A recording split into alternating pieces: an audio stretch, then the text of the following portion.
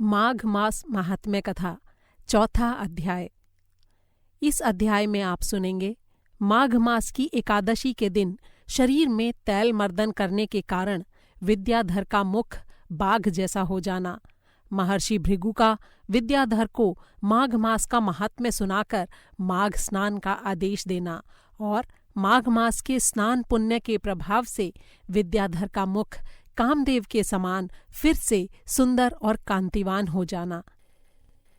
इतनी कथा सुनाने के पश्चात महर्षि वशिष्ठ ने राजा से आगे कहा, हे राजन, जब महर्षि भृगु पर्वत पर स्थित होकर अपने शिष्यों सहित निवास करने लगे तो एक दिन पर्वत के एक क्षेत्र से निकलकर एक विद्याधर दंपति भृगु जी के समीप आए। ये विद्याधर दंपति बड़े ही दुखी और व्याकुल प्रतीत हो रहे थे। दोनों ने ऋषि को आदर और श्रद्धा सहित नमस्कार किया। महर्षि ने उन्हें आसन देकर प्रेम पूर्वक बैठाया। दोनों पति पत्नी का मुख दुखी और व्याकुल देखकर कोमल हृदय वाले भृगु ऋषि ने दया से द्रवित होकर पूछा, हे विद्याधर, आप दोनों पति पत्नी इतने दुखी और व्याकुल क्यों हैं? भृगु ऋषि से सांत्वना पाकर विद्याधर कुछ सामान्य हुआ और बोला, हे महर्षि, मैं तो स्वयं इसी भाव से आया हूँ कि आप मेरा दुख सुनकर उसके निवारण का मार्ग बताएं। मुझे अपने पुण्य कर्मों के प्रभाव से स्वर्ग की प्राप्ति हुई है, किंतु मैं इस कारण से बड़ा ही दुखी हूँ कि देव शरीर पाकर भी मेरा मुख व्याघ्र के जैसा है। मैं बड़ा दुखी हूँ कि पता नहीं मेरे किस अज्ञात पाप कर्म के कारण मुझे ये व्याघ्र जैसा मुख प्राप्त हुआ है। मेरे साथ आई ये रूपवती स्त्री जो आपके सम्मुख बैठी है, ये मेरी पत्नी है। ये संगीत, गायन और वादन में बड़ी ही निपुण है। अपनी कुमारी अवस्था में इसने 7 स्वरों का उत्थान करके बड़े ही मधुर स्वर में वीणा वादन किया। इसके वीणा वादन ने गायन कला और वीणा वादन के विशेषज्ञ देवर्षि नारद को बड़ा ही प्रभावित किया और वे प्रसन्न हो गए। उस समय वीणा वादन के साथ ही इसके शरीर का हर एक अंग लय पर थिरक रहा था। इसके वीणा वादन की पंचम ध्वनि सुनकर भगवान शंकर को भी रोमांच हो गया। वे भी मुग्ध होकर शीश हिलाने लगे। हे ऋषि श्रेष्ठ, मैं आपसे सत्य कह रहा हूँ कि शील, स्वभाव, गुणों, सौंदर्य और यौवन की दृष्टि से मेरी पत्नी अद्वितीय है। इसके जैसी विशेषताओं से संपन्न पूरे स्वर्ग में कोई भी युवती नहीं है। लेकिन ऐसी अद्वितीय सुंदरी का पति मैं कैसा कुरूप हूँ, व्याघ्र के मुख वाला हूँ। हे ब्रह्मर्षि, मुझे बस यही दुख खाए जा रहा है। इसी कुरूपता के दुख की अग्नि में मैं दिन रात जलता रहता हूँ। कई बार तो दुखी होकर मैं आत्महत्या तक करने की सोचता हूँ, लेकिन धर्म के भय से रुक जाता हूँ। हे प्रभो, किस पाप के कारण मैं दिव्य शरीरधारी होकर भी ऐसा कुरूप हो गया हूँ? मेरा ये दुख कैसे दूर होगा? कैसे मुझे अपनी पहले वाली सुंदर मुखाकृति प्राप्त होगी? क्या मैं फिर से अपना सौंदर्य प्राप्त कर अपनी पत्नी के साथ शेष जीवन सुख से व्यतीत कर सकूंगा? हे ऋषि श्रेष्ठ, कृपया मेरी इन शंकाओं का समाधान कर मेरा दुख हरण करने की कृपा करें। इतनी कथा राजा दिलीप को सुनाकर महर्षि वशिष्ठ बोले, हे इक्ष्वाकु नंदन, राजाओं में श्रेष्ठ, विद्याधर के ऐसे आर्तवचन सुनकर त्रिकालदर्शी दिव्य दृष्टिधारी महर्षि भृगु ने उस विद्याधर को सांत्वना देकर आश्वस्त करके हंसकर कहा, हे श्रेष्ठ ज्ञानी विद्याधर, अपने कर्मों के विचित्र फल को पाकर सिर्फ अज्ञानी व्यक्ति ही मोहग्रस्त होते हैं। ज्ञानी व्यक्तियों को मोह नहीं होता है। इसलिए अपने शोक और मोह पर तुम ज्ञान द्वारा विजय प्राप्त करो और सांत्वना धारण करो। कई बार मनुष्य विधि के विधान को महत्व न देकर ऐसे ऐसे कर्म कर डालता है जो उचित होकर भी विधि विधान सहित न किए जाने के कारण बड़े ही भयंकर दुख का कारण बन जाते हैं। ऐसे कर्मों से सुफल के स्थान पर कुफल ही प्राप्त होता है। ऐसी स्थिति वैसे ही होती है जैसे मक्खी के चरण के आकार वाला विष आखिर विष ही होता है, न्यूनतम मात्रा में होने पर भी उसे विष ही कहा जाएगा। अगर औषधि को गलत तरीके से सेवन किया जाए तो वो लाभ के स्थान पर हानि ही पैदा करती है। इसलिए सभी पुण्य कार्यों को उनके विधि विधान द्वारा ही करना चाहिए ताकि उनका सुफल प्राप्त हो सके। धार्मिक कार्यों में गलत क्रिया करने पर या अन्य किसी प्रकार की अव्यवस्था करने पर लाभ के स्थान पर हानि ही होती है। इसके बाद महर्षि भृगु बोले, अब मैं तुम्हें कारण बताता हूँ कि तुम्हें ये व्याघ्र का मुख क्यों प्राप्त हुआ है। अपने पिछले जन्म में तुमने माघ मास की एकादशी का व्रत धारण किया था, लेकिन द्वादशी के वर्जित दिवस को शरीर पर तेल मालिश किया।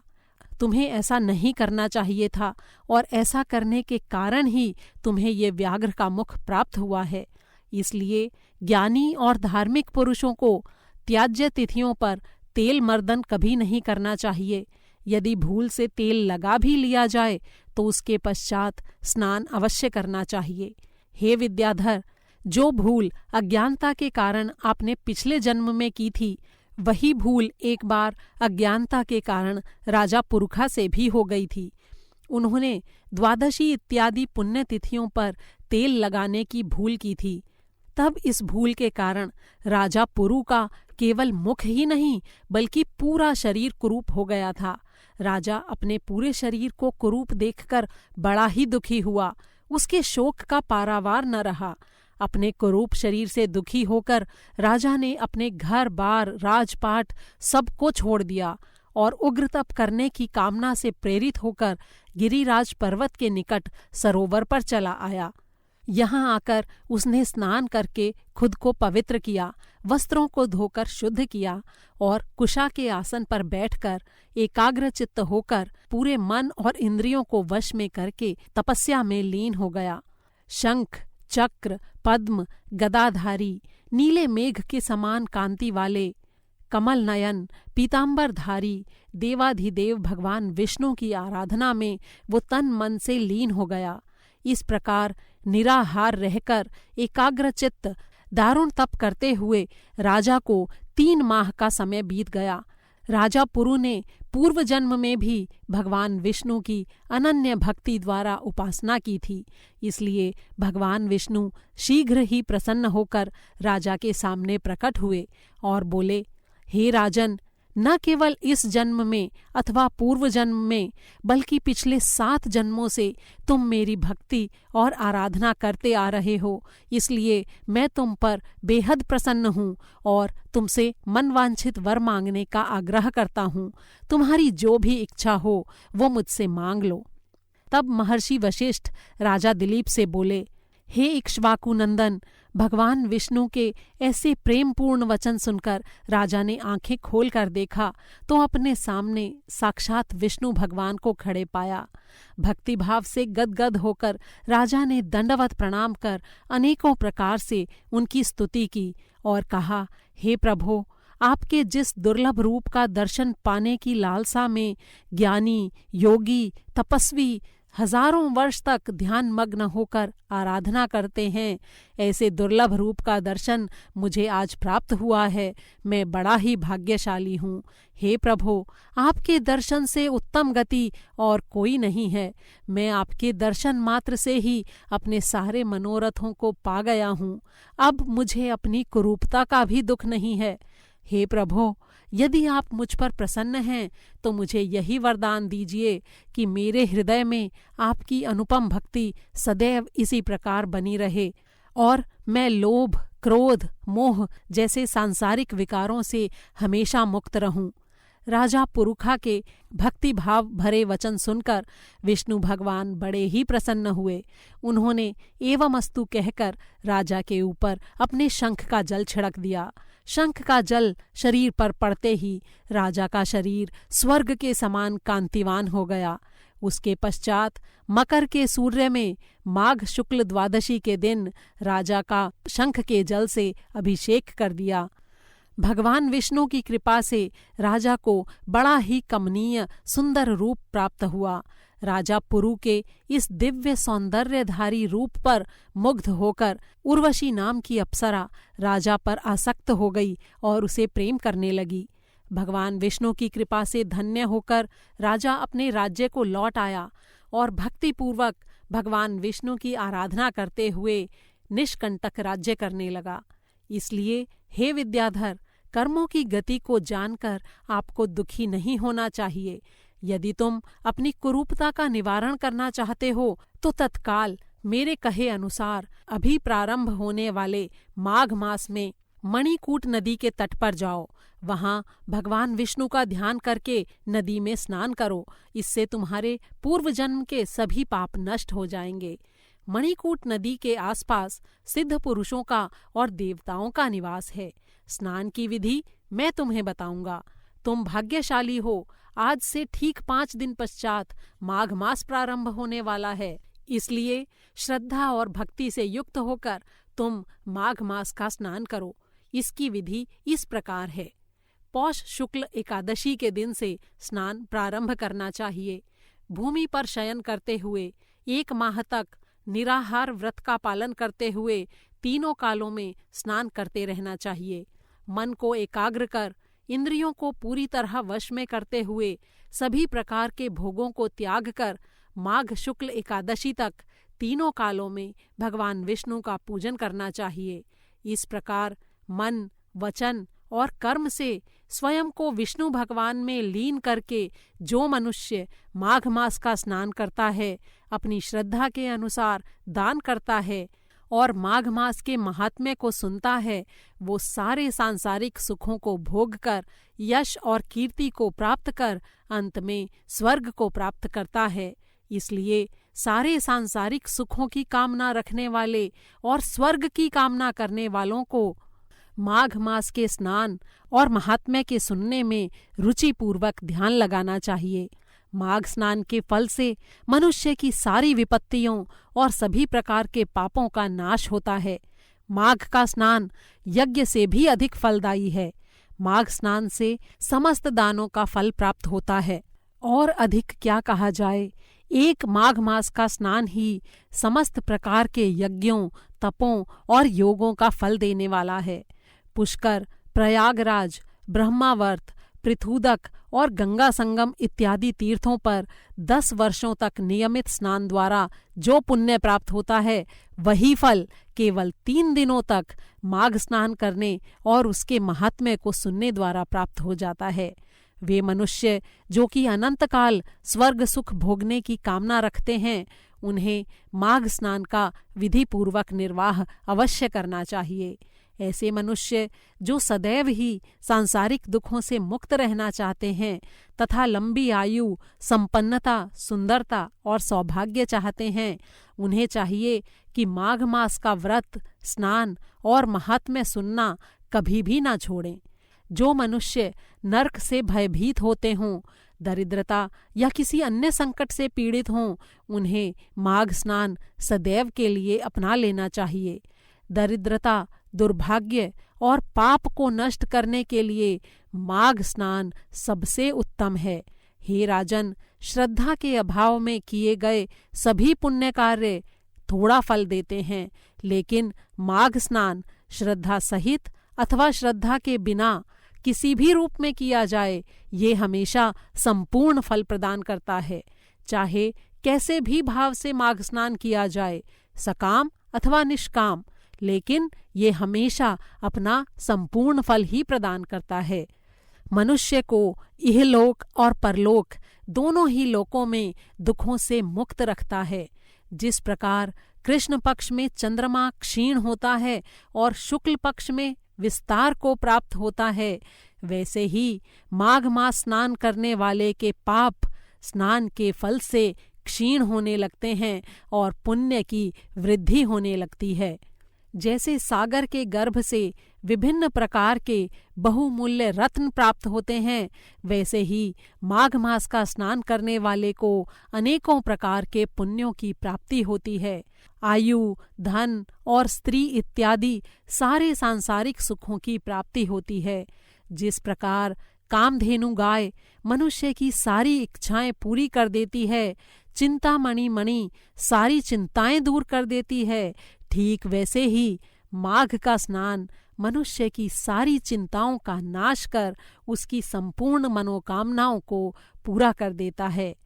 सतयुग तप प्रधान युग है, त्रेता ज्ञान प्रधान युग है और द्वापर भक्ति प्रधान युग है। ठीक वैसे ही कली काल में भक्ति और माघ स्नान का सबसे अधिक महत्व है। ये स्नान चारों युगों में फल देने वाला है। सभी आश्रमों और चारों वर्णों के लिए माघ का स्नान धर्म और सुख सौभाग्य की वर्षा करने वाला है। ये स्नान सर्वोत्तम फलदायी धार्मिक स्नान है। महर्षि वशिष्ठ ने कहा, हे राजन, महर्षि भृगु के वचन सुनकर विद्याधर ने प्रश्न किया, हे प्रभु, जो मनुष्य 1 माह तक निराहार रह सकने में समर्थ न हो और फलाहार भी उसके लिए संभव न हो, तो फिर वो किस प्रकार माघ मास के व्रत का पालन कर सकता है? अगर किसी के पास पैसे का अभाव हो या किसी अन्य कारण से तीर्थों में जाने की शक्ति न हो या दुर्बलता के कारण किसी जलाशय या तालाब तक जाकर नहाने की शक्ति न हो, ऐसा व्यक्ति माघ स्नान कैसे करे और उसके फल को कैसे प्राप्त करे? इसलिए हे प्रभो, इन शंकाओं का विस्तार पूर्वक समाधान करने की कृपा करें। विद्याधर की शंकाओं को सुनकर महर्षि भृगु बड़े प्रभावित हुए और बोले, हे विद्याधर, आपने परोपकार के लिए ये बड़ा ही उत्तम प्रश्न किया है। ध्यान से सुनिए। मैं अब दुर्बलता और निर्धनता से पीड़ित व्यक्ति के लिए माघ मास के महात्म्य पालन की विधि बताता हूँ। जो मनुष्य निराहार नहीं रह सकते हैं या फलाहार का प्रबंध भी नहीं कर सकते हैं, वे केवल एक समय सात्विक आहार करके व्रत का पालन करें। यदि ये भी संभव ना हो तो 2 बार सात्विक आहार करें या केवल दूध पीकर ही माघ मास का स्नान करें। निर्धन व्रती को जब भी भोजन प्राप्त हो वो भोजन कर सकता है और माघ स्नान कर सकता है। बासी, सड़ा हुआ, जूठा, अशुद्ध और कीड़ों से युक्त भोजन नहीं करना चाहिए। इसी प्रकार काम को उद्दीप्त करने वाला और अजीर्ण पैदा करने वाला भोजन भी नहीं करना चाहिए। व्रती मनुष्य को जहाँ तक संभव हो सादा, जल्दी पचने वाला, सात्विक और शुद्ध भोजन ही ग्रहण करना चाहिए। इसी प्रकार उन मनुष्यों को जो किसी कारणवश माघ स्नान के लिए तीर्थों में नहीं जा सकते हैं, उन्हें चाहिए कि वो सूर्योदय से पहले शय्या त्याग कर नित्य कर्म से निवृत्त होकर भगवान का भजन करते हुए नगर के बाहर किसी नदी, सरोवर, झरने, कुएं अथवा तालाब पर जाकर स्नान करें। यदि रोगवश या किसी अन्य कारण से ऐसा करने में भी वे असमर्थ हैं तो घर पर ही गर्म जल से स्नान कर लें। इसके साथ ही प्रत्येक माघ स्नान करने वाले का ये कर्तव्य है कि वो पर स्त्री गमन, मांस मदिरा का भक्षण, चोरी, चुगली, झूठ, परनिंदा, हिंसा आदि जैसे पापों से दूर रहे। अपनी शक्ति और स्थिति के अनुसार दान अवश्य करना चाहिए। साथ ही भगवत भक्ति, कथा, कीर्तन इत्यादि में लीन रहना चाहिए। ऐसे भगवत भक्त माघ स्नान करने वाले सारे सुखों को प्राप्त करते हैं, सारे पापों से मुक्त होकर स्वर्ग को भी प्राप्त करते हैं। लेकिन ऐसे पापी जो तीर्थों में जाकर भी व्याभिचार, ठगी, निंदा, चोरी, लूट और हिंसा में लिप्त रहते हैं, ऐसे पापी मनुष्य अनेकों कष्टों को भोगकर नरक की असहनीय यंत्रणाओं को भोगते हैं। ऐसे व्यक्ति हजारों वर्ष तक तपदान अथवा स्नान कुछ भी करें, उनके पाप नष्ट नहीं होते बल्कि और बढ़ते जाते हैं। इन सभी प्रकार के पापों में लिप्त रहने वालों के लिए तीर्थ, व्रत, स्नान आदि सब व्यर्थ और निष्फल हैं। इसलिए तीर्थ स्थानों में जाकर छोटे से छोटे पाप, झूठ बोलने तक से बचना चाहिए। तीर्थ स्थानों पर किए गए पाप भयानक दुख देने वाले और विनाशकारी होते हैं। इतनी कथा सुनाने के पश्चात महर्षि वशिष्ठ ने राजा दिलीप से कहा, हे राजन, महर्षि भृगु से इतना ज्ञान और प्रेरणा पाकर विद्याधर बड़ा ही प्रसन्न और संतुष्ट हुआ। इसके बाद वो अपनी पत्नी सहित भृगुजी के पास ही ठहर गया। ऋषि के आश्रम में पर्वत के झरने पर उसने भृगुजी द्वारा बताई गई विधि से स्नान किया, भगवान की स्तुति की और अपनी श्रद्धा के अनुसार दान पुण्य किया। माघ मास के स्नान और हर दिन माघ महात्म्य सुनने से विद्याधर पुनः देवताओं के समान दिव्य रूप वाला और कांतिवान हो गया। इसके पश्चात पूरी तरह प्रसन्न और संतुष्ट होकर वो विद्याधर मणि पर्वत पर अपनी पत्नी के साथ निवास करने लगा। इसके कुछ समय बाद देवराज इंद्र ने पृथ्वी पर तीव्र वर्षा की। चारों ओर नदी, तालाब, कुएं, खेत सब पानी से भर गए। पृथ्वी का संकट दूर हो गया, अकाल समाप्त हो गया और चारों ओर हरियाली छा गई। पूरी पृथ्वी धन धान्य से भर गई। स्थिति का परिवर्तन देखकर महर्षि भृगुजी मणिकूट पर्वत से उतरकर पुनः विंध्याचल पर्वत पर लौट आए। मणिकूट पर्वत पर केवल माघ स्नान करने से ही विद्याधर की कुरूप मुख आकृति कामदेव जैसी सुंदर और मोहक हो गई थी। सारे पुण्यों के सार रूप इस माघ महात्म्य को महर्षि भृगु ने विद्याधर को सुनाया। उसके द्वारा माघ स्नान और माघ महात्म्य को सुनने की भी ऋषि ने व्यवस्था की और उसका उद्धार कराया, उसे दुखों से मुक्ति दिलाई। और ये सब कुछ केवल माघ महात्म्य को सुनने के द्वारा। जो व्यक्ति इस अध्याय का भक्तिपूर्वक रोज श्रवण करते हैं, उन्हें पृथ्वी पर ही सारे देव सुख और फल प्राप्त होते हैं, सारे मनोरथों की सिद्धि होती है। ऐसे भक्तों के हृदय में अपने आप ही भक्ति का संचार हो जाता है, प्रभु के चरणों में उनकी प्रीति होती है। ऐसे व्यक्ति संसार के सारे सुखों को भोग कर मरने के उपरांत स्वर्ग को प्राप्त करते हैं और उन्हें दैवी जीवन की प्राप्ति हो जाती है।